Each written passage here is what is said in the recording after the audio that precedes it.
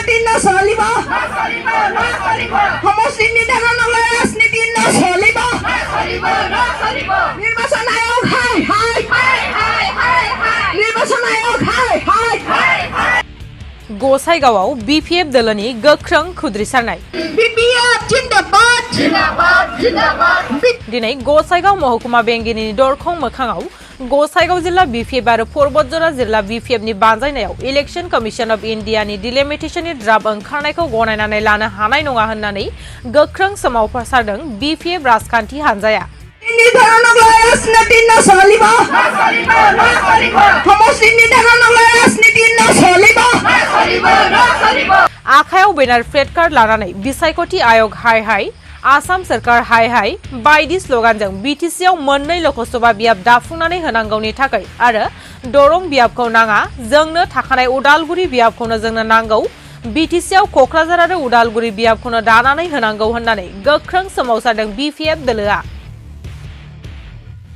लोगोसे थाबैनो गासै दाबिखौ मावफुंनानै होनांगौनि थाखाय गसाइगाव महकुमा बेंगिरिनि जोहै इलेक्शन कमिशन अफ इन्डियानिसिमबो मेम'रेन्डाम दैथायहरो मख'नो गोनांदि बे हाबाफारियाव BTCनि बारग' चिफ हाग्रामा महिलारिजों लोगोसे बारग' डिपुटि चिफ खाम्फा बरगयारी 29 नं सोनाब क'क्राझार विधानसभा बियाबनि MLA रबिराम नार्जारी BTCनि MCLA मुनमुन ब्रह्म रहित ब्रह्म मृत्युंजय ब्रह्मजों लोगोसे गोबां BPF दोलोनि गोजौ थाखोनि दैदेनगिरि आरो गोबां BPF राजखान्थि हानजाखौ मोजां मोनग्रा सुबुंफोराबो बाहागो लाफैदों We want justice. BPF जिन्दाबाद আমাৰ দাবী ন্যায্য অদূৰ ভৱিষ্যতত পুনৰ নিৰ্ধাৰণ যেতিয়া কৰে সেইটো সময়ত BTCটো ক টাৰ্মিনাছ মানে পলিটিকেল BTC পলিটিকেল বাউণ্ডাৰীৰ ভিতৰতে দুটা লোকসভা সমষ্টি কৰিব লাগে আৰু ইয়াৰ কাৰণে আমাৰ BTC একৰ্ডত 2 লাইন ভাৰত চৰকাৰে লিখি দিছে যে যেতিয়া ডিলিমিটেশ্যন হ'ব তেতিয়া ডিলিমিটেশ্যন কমিশ্যনে সিদ্ধান্ত লৈ পেলাই হিটো কৰিব বুলি লিখা আছে এতিয়া ডিলিমিটেশ্যন কমিশ্যনক ভাৰত চৰকাৰে এটা টাৰ্মছ অফ ৰেফাৰেন্স দিছিলে সেই টাৰ্মছ অফ ৰেফাৰেন্সৰ কোৱা হৈছে যে যেতিয়া সমষ্টি নিৰ্ধাৰণ কৰা হয় তেতিয়া হলে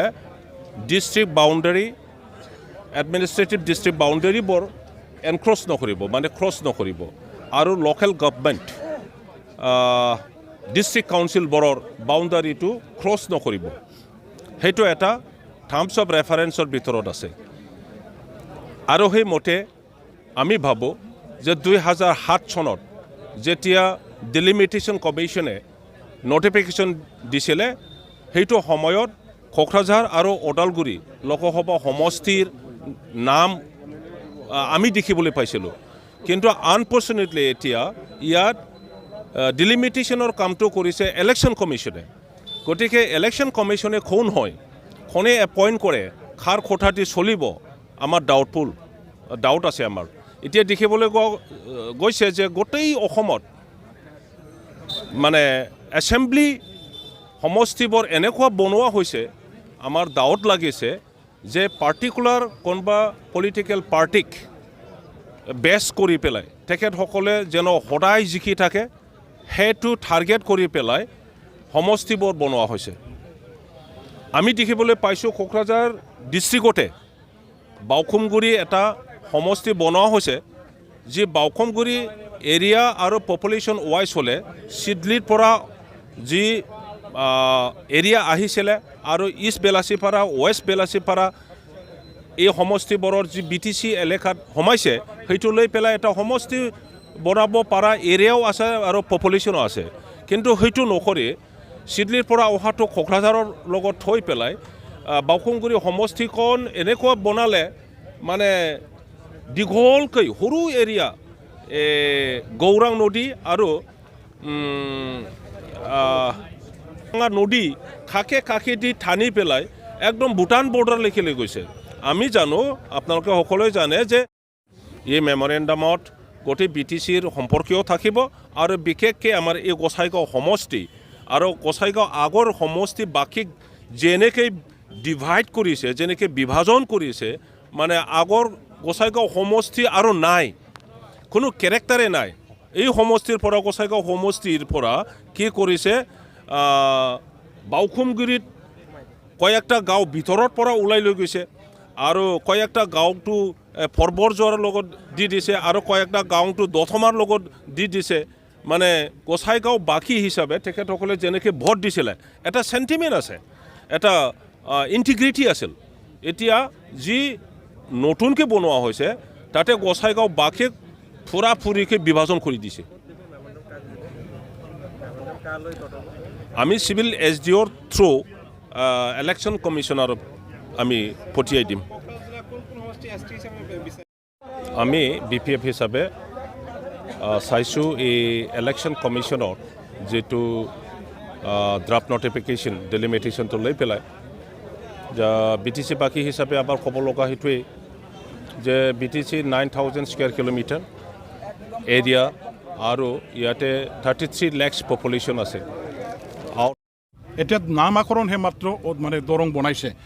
আগতো আমি মংগলদৈ সমষ্টিৰ লগত আমাৰ এই অঞ্চলবিলাক সাঙুৰি লৈ পেলাই সমষ্টি নিৰ্ধাৰণ কৰাটো আমি পাইছিলোঁ। এইবাৰো ঠিক তেনেকৈ নতুন নামেৰে তেখেতসকলে দৰং সমষ্টি হিচাপে গঠন কৰি দিছে, য'ত নেকি আমাৰ BTC অঞ্চলৰ 6টা এছেম্বলি সমষ্টিটো তেওঁলোকে সংযোগ কৰিছে। সেইটো কোনো প্ৰকাৰে আমাৰ গ্ৰহণযোগ্য নহয়, আমি কেতিয়াও মানিব নোৱাৰোঁ। 6 শিডিউল এলেকাৰ আমাৰ এই অঞ্চলৰ ৰাজনৈতিক অধিকাৰ দিয়াৰ স্বাৰ্থত যিহেতু এটা অট'নমাছ কাউন্সিল গঠন কৰি দিছে, ৰাজনৈতিকভাৱে সুৰক্ষা দিয়াৰ কাৰণে, অঞ্চলৰ সামগ্ৰিক উন্নয়নৰ কাৰণে, এই অঞ্চলৰ ৰাইজৰ মানে স্বাৰ্থৰ কাৰণে অসম চৰকাৰ, ভাৰত চৰকাৰে BLTৰ লগত চুক্তি কৰি পেলাই 6 শিডিউলৰ আধাৰত যেহেতু অঞ্চলখন গঠন কৰি দিছে, গতিকে ৰাজনৈতিক এই অঞ্চলৰ ৰাইজৰ সুৰক্ষা দিয়াৰ স্বাৰ্থতে কোকৰাঝাৰৰ লগতে ওদালগুৰি পাৰ্লিমেণ্টাৰী সমষ্টি গঠন কৰি দিব লাগে, পুনৰ বিচাৰ কৰিব লাগে। পুনৰ গঠনৰ কাৰণে মানে গভৰ্ণমেণ্টৰ ফালৰ পৰাও আৰু নিৰ্বাচনী আয়োগৰ পৰাও তেখেতসকলে এটা পদক্ষেপ ল'ব লাগে। ইয়াৰে দাবী জনাই আজি আমি হেৰি কৰিছোঁ। আচৰিত কথাটো হ'ল যে আমাৰ এই আজিৰ যিটো খচৰা প্ৰস্তাৱ মানে কি কয় সমষ্টিৰ যিটো মানে প্ৰশাসনে ইলেকশ্যন কমিশ্যনৰ তেওঁলোকৰ ফালৰ পৰা সেই ডিক্লাৰেশ্যনটো বা সেই পাব্লিকেশ্যনটো আমাৰ BTC গভৰ্ণমেণ্টৰ ফালৰ পৰা তেওঁলোকে বোমা ফুটাই তেখেতসকলে বিপুলভাৱে আদৰণি জনাইছে। মনত ৰখা উচিত, তেখেতসকলে ৰখাটো উচিত আছিল যে 2007 চনত যেতিয়া গঠন কৰিছিল তেতিয়া ওদালগুৰি নামেৰে এটা লোকসভা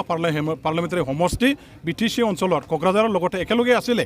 আৰু এই এটা সমষ্টি নাইকিয়া কৰি পেলাই BTC অঞ্চলৰ ৰাইজৰ ৰাজনৈতিক অধিকাৰ হনন কৰি ইলেকশ্যন কমিশ্যনৰ পৰা যিটো এই খচৰা প্ৰস্তাৱ মানে কিটো বতাৰ আমাৰ এই সমষ্টিটো যিটো ঘোষণা কৰিলে সেইটো আদৰণি জনোৱা, সেইটো আচৰিতজনক ঘটনা। আৰু সেইটো এটা মানে ভাবিব লগা কথা হৈ আছে যে ইলেকশ্যন কমিশ্যনৰ পৰা তেখেতসকলে আমাৰ অঞ্চলত আহি পেলাই সমষ্টিখন তেওঁলোকে নিৰ্ধাৰণ কৰিবৰ কাৰণে আচলতে গ্ৰাউণ্ড লেভেলত তেওঁলোকে কাম কৰিবলৈ অহা নাই। এই অঞ্চলৰ যিটো সমষ্টি নিৰ্ধাৰণৰ দায়িত্ব কৰ্তব্য এইখিনি আমাৰ স্থানীয় যিবিলাক চৰকাৰ আছে, যিসকল ৰজা ঘৰৰ মানুহ আছে, তেখেতসকলকে দায়িত্ব দিছে আৰু তেওঁলোকে নিৰ্ধাৰণ কৰাৰ ভিত্তিতে ইলেকশ্যন কমিশ্যনে আজি এই হিচাপে ঘোষণা কৰিছে। সেই কথাটো মনত ৰাখিব লাগিছিল যে BTC অথৰিটিয়ে তেখেতসকলে BTC অঞ্চলৰ নাগৰিকৰ ৰাজনৈতিক অধিকাৰ দিয়াৰ স্বাৰ্থত, সুৰক্ষা দিয়াৰ স্বাৰ্থত আমাৰ কোকৰাঝাৰৰ লগতে ওদালগুৰি সমষ্টিও গঠন কৰিব লাগিছিল। 2007 চনৰ যিটো ড্ৰাফ্ট কনষ্টিটিউৱেঞ্চি ষ্ট্ৰংভাৱে এটা মানে তেওঁলোকৰ ৰোল বা দায়িত্ব কৰ্তব্য পালন কৰাৰ প্ৰয়োজন আছিল, কিন্তু তেওঁলোকে নিবাদে থকাৰ কাৰণে, তেওঁলোকৰ দুৰ্বল নেতৃত্বৰ কাৰণে আজি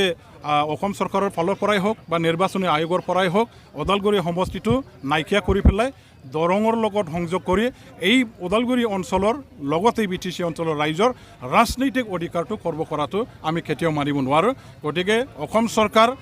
আৰু নিৰ্বাচনী আয়োগ তেখেতসকলে যৌথভাৱে ওদালগুৰি সমষ্টি পুনৰ গঠন কৰিবৰ কাৰণে, পুনৰ নিৰ্ধাৰণ কৰিবৰ কাৰণে সোনকালে ব্যৱস্থা ল'ব লাগে। পুনৰ তেখেতসকলে মানে ৰিডিজাইন কৰিব লাগে, ৰিড্ৰয়িং কৰিব লাগে। ইয়াৰ কাৰণে আজি আমি দাবী জনাইছোঁ।